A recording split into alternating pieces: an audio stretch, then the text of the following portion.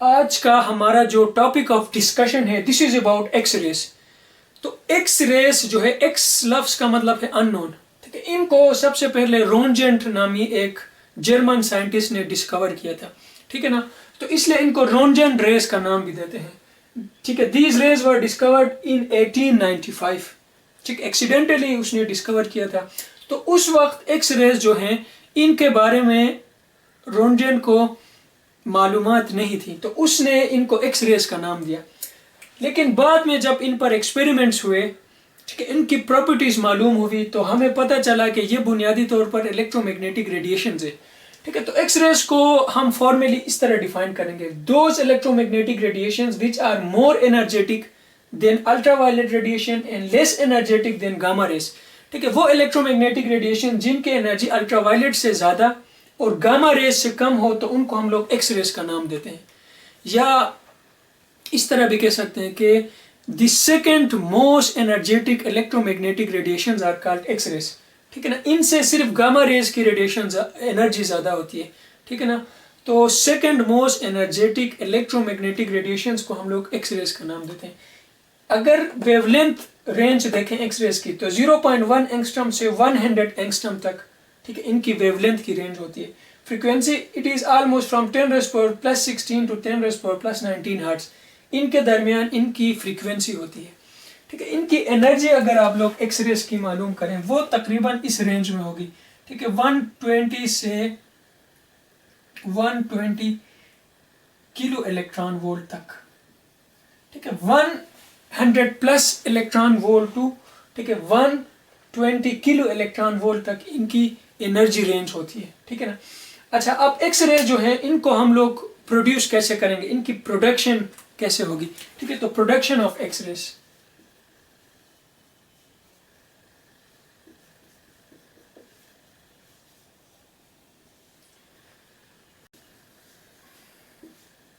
देखिए x race की production के लिए हम लोग एक्स रे ट्यूब या कुलिश ट्यूब का इस्तेमाल करेंगे। एक्स रे ट्यूब, या इसको आप लोग कुलिश ट्यूब का नाम भी देंगे। Coolidge tube is used for the production of X rays. ठीक है, इसको हम लोग एक्स रे प्लांट का नाम भी देंगे। देखिए, तो ये कुलिश ट्यूब या एक्स रे ट्यूब जो है वो बेसिकली इस टाइप का एक ट्यूब होता है। okay?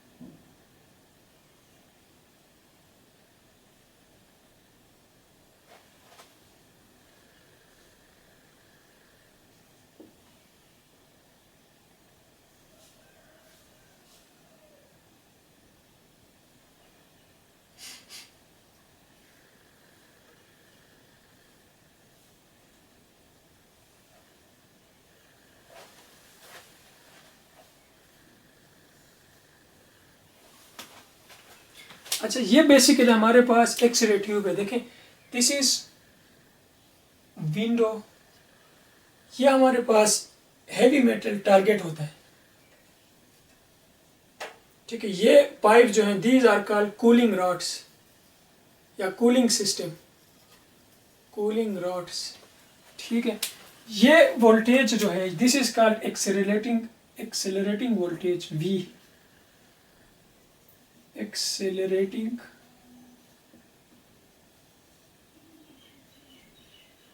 वोल्टेज। और ये यहाँ से हम लोग थर्मियोनिक इमिशन के जरिए इलेक्ट्रॉन्स को पैदा करते हैं। ठीक है, this is called electron source.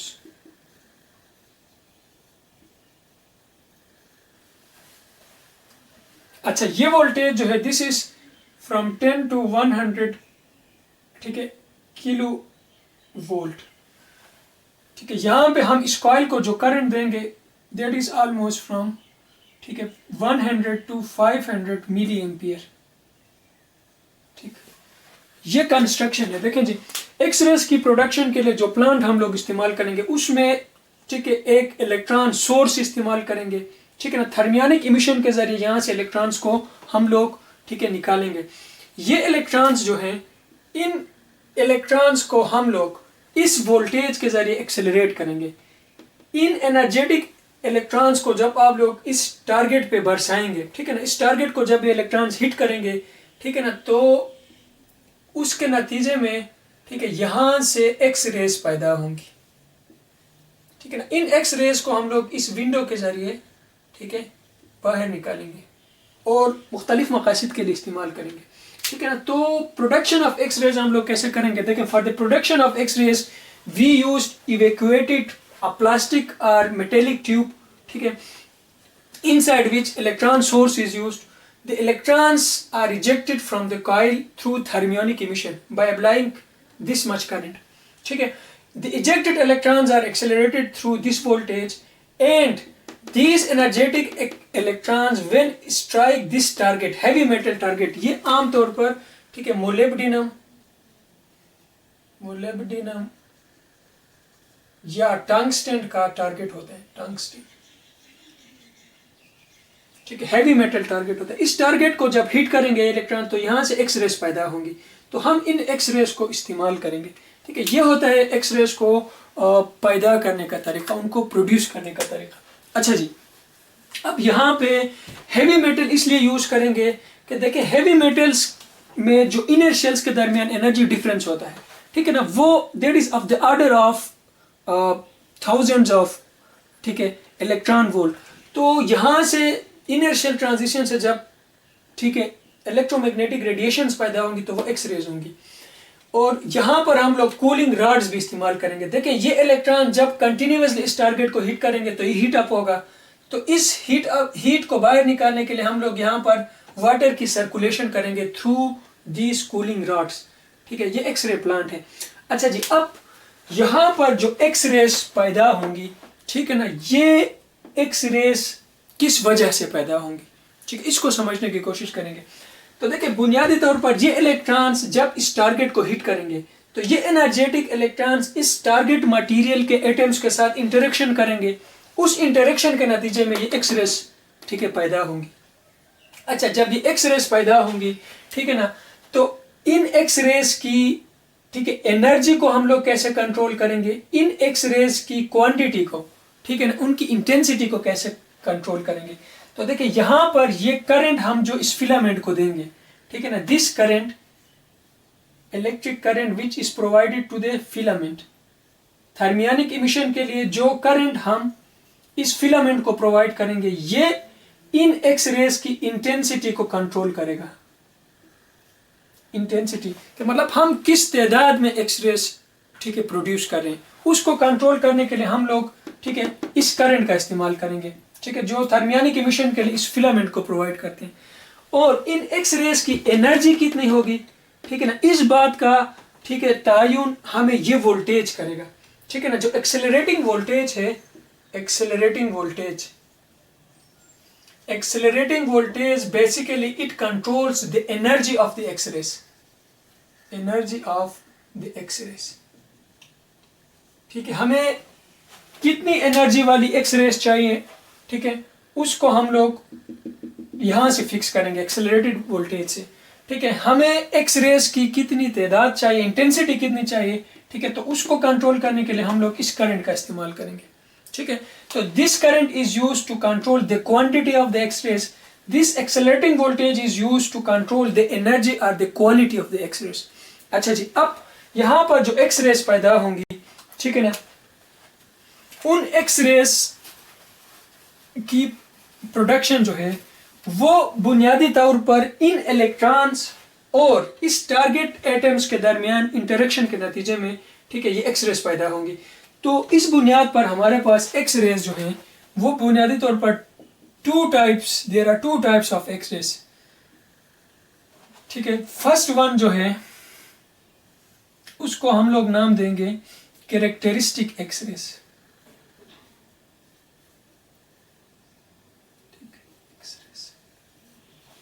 And जो सेकेंड टाइप है उसको हम लोग नाम देंगे कंटिन्यूअस एक्सरेज का।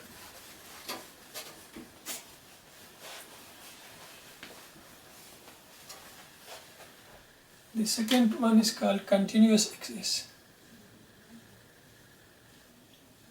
Continuous X-rays. अच्छा जी, अब ये एक इलेक्ट्रॉन जो है ये उस टारगेट एटम के एटम्स के साथ, ठीक है, दो अंदाज में इंटरेक्शन कर सकता है। ठीक है, एक इंटरेक्शन की सूरत ये हो सकती है कि ये इलेक्ट्रॉन इनर शेल में किसी इलेक्ट्रॉन के साथ इंटरेक्ट करके उसको नॉकआउट करे। फॉर एग्जाम्पल के शेल में एक इलेक्ट्रॉन को नॉकआउट करें, तो इस वैकेंसी को फिलअप करने के लिए या एल शेल से इलेक्ट्रॉन आएगा या एम शेल से आएगा या किसी भी, ठीक है, हायर शेल से के शेल में इलेक्ट्रॉन ट्रांजिशन कर सकता है। उस ट्रांजिशन के नतीजे में जो एक्स रेज पैदा होंगी उनको हम लोग कैरेक्टरिस्टिक एक्स रेज का नाम देंगे। ठीक है, तो characteristic, what are characteristic X rays? ठीक है, those X rays which are produced, ठीक है, due to the inner shell transition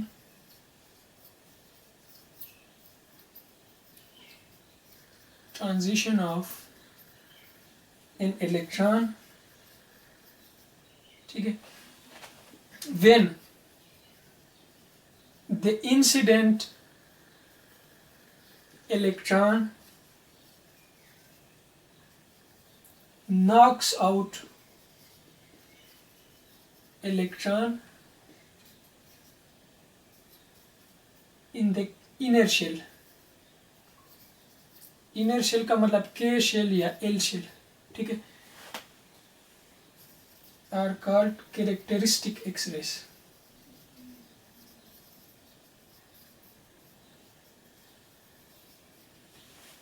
अच्छा जी, ये कंटिन्यूअस रेज को हम लोग बाद में डिस्कस करेंगे। अच्छा, अब इंसिडेंट इलेक्ट्रॉन अगर के शेल में किसी इलेक्ट्रॉन को नॉकआउट करे तो उस वैकेंसी को फिलअप करने के लिए, ठीक है, एल या एम शेल से अगर ट्रांजिशन हो जाए तो उसको हम लोग के कैरेक्टरिस्टिक एक्स रेज का नाम देंगे। देखें, फॉर एग्जाम्पल दिस इज के शेल, यहाँ पे एक वैकेंसी जनरेट हुई, तो इसको फिलअप करने के लिए या एल से या एम से या एन से शेल से कोई इलेक्ट्रॉन आ सकता है, ठीक है ना, के एल एम एन, ठीक है ना। तो इस n इज इक्वल टू 1, इसके लिए n is equal to 3, n is equal to 4, ठीक है ना, इस तरह लिखेंगे। तो जब के एल शेल से कोई इलेक्ट्रॉन आएगा, ठीक है, तो उस नतीजे में जो एक्स रे जनरेट होगी उसको हम लोग के अल्फा का नाम देंगे। m से आएगा तो के बीटा का, n से आएगा के गामा का नाम देंगे। तो ये कैरेक्टरिस्टिक, इनको हम लोग नाम देंगे के सीरीज कैरेक्टरिस्टिक एक्स रेज, ठीक है, के कैरेक्टरिस्टिक एक्स रेज इनको नाम देंगे। अगर इंसिडेंट इलेक्ट्रॉन के शेल में वैकेंसी जनरेट करें और के से ऊपर किसी भी शेल से अगर वहां पे ट्रांजिशन हो जाए और उस नतीजे में अगर एक्स रे पैदा हो जाए तो उसको के अल्फा, के बीटा, के गामा का नाम देंगे, तो मतलब उसको के सीरीज का नाम देंगे। अच्छा जी, और ये भी मुमकिन है कि ये इलेक्ट्रॉन के शेल की बजाय, ठीक है ना, एल शेल से, ये फॉर एग्जाम्पल दिस इज के शेल, दिस इज एल, ठीक है, ये इंसिडेंट इलेक्ट्रॉन एल शेल से एक इलेक्ट्रॉन को नॉकआउट करे, तो इस वैकेंसी को फिलअप करने के लिए या एम शेल से कोई इलेक्ट्रॉन आएगा या एन से आएगा, तो उस नतीजे में जो एक्स रे पैदा होगा उसको हम लोग, ठीक है ना, एल कैरेक्टरिस्टिक एक्स रे का नाम देंगे। तो इसी तरह L alpha, L beta, L gamma, ठीक है, ये एल सीरीज के कैरेक्टरिस्टिक रेज हैं, एल सीरीज। फॉर एग्जाम्पल ये हमारे पास एल शेल है, ये एम है, ये एन है, ठीक है ना, ये ओ है। अगर एम से एल में ट्रांजिशन करे इलेक्ट्रॉन तो this X ray is called L alpha. N से करे ट्रांजिशन तो इस एक्स रे को हम लोग एल बीटा का नाम देंगे। ओ शेल से करे तो इसको एल गामा का नाम देंगे, ठीक है ना। तो इन रेस को, इन एक्स रेस को कैरेक्टरिस्टिक एक्स रेस का नाम देते हैं। कैरेक्टरिस्टिक एक्स रेस का इसलिए नाम देते हैं कि एक मखसूस मटेरियल जो के सीरीज में एक्स रेस, ठीक है, इमिट करेगा, वो एक्स रेस कोई भी एलिमेंट पीरियोडिक टेबल में इमिट नहीं कर सकता, ठीक है ना। ये एक्स रेज जो कैरेक्टरिस्टिक एक्स रेज है, these are the fingerprints of the elements, ठीक है ना। एक एलिमेंट एक ही सीरीज में, ठीक है ना, एक ही एनर्जी वाली एक्स रेज के अल्फा सीरीज में या एल अल्फा या एल बीटा या एल गामा में, ठीक है ना, की सूरत में एक्स रेज जनरेट, ठीक है, वो एलिमेंट कर सकता है। अच्छा, दो मुख्तलिफ एलिमेंट्स की कैरेक्टरिस्टिक एक्स रेज कभी भी एक दूसरे के साथ मैच नहीं कर सकती, ठीक है। Therefore these characteristic X rays are known as the fingerprints of elements, ठीक है ना। फर्दर आगे मोज़ले लॉ में हम लोग पढ़ेंगे, इसी बुनियाद पर जो हमारे पीरियोडिक टेबल है उसमें एलिमेंट्स को, ठीक है ना, अरेंज किया गया है कि जो एक्स रेज वो एलिमेंट्स इमिट करते हैं उसी बुनियाद पर, ठीक है ना, पीरियोडिक टेबल का जो मॉडर्न लॉ है, ठीक है, वो इस्टेब्लिश किया गया है। अच्छा जी, अब कैरेक्टरिस्टिक एक्स रेज जो है इनकी अगर आप लोग एनर्जी को देखें तो एनर्जी में अगर डिफरेंस देखें तो इनमें सबसे ज़्यादा एनर्जी जो है, एनर्जी के अल्फा के गामा की एनर्जी ज़्यादा होगी, के बीटा एनर्जी ऑफ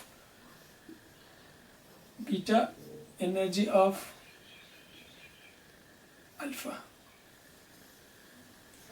अगर के सीरीज में अगर आप लोग देखें तो के सीरीज में के गामा रेडिएशन जो है, ठीक है, उनकी एनर्जी सबसे ज्यादा होगी, के बीटा की उससे कम होगी, ठीक है ना। सिमिलरली एनर्जी ऑफ के अल्फा जो है वो सबसे कम होगी। लेकिन इंटेंसिटी जो है, इंटेंसिटी ऑफ अल्फा, के alpha is greater than intensity of beta is greater than intensity of gamma, ठीक है ना। हमारे पास के अल्फा रेडिएशन जो है, मतलब अगर वैकेंसी के शेल में जनरेट हो जाए तो एल शेल से एक इलेक्ट्रॉन उसको फिल करेगा, तो इसकी ज्यादा प्रोबेबिलिटी है कि एल शेल से इलेक्ट्रॉन इसको फिलअप करे उसके मुकाबले में कि एम शेल से इलेक्ट्रॉन आए या एन शेल से। तो इसी वजह से इंटेंसिटी जो है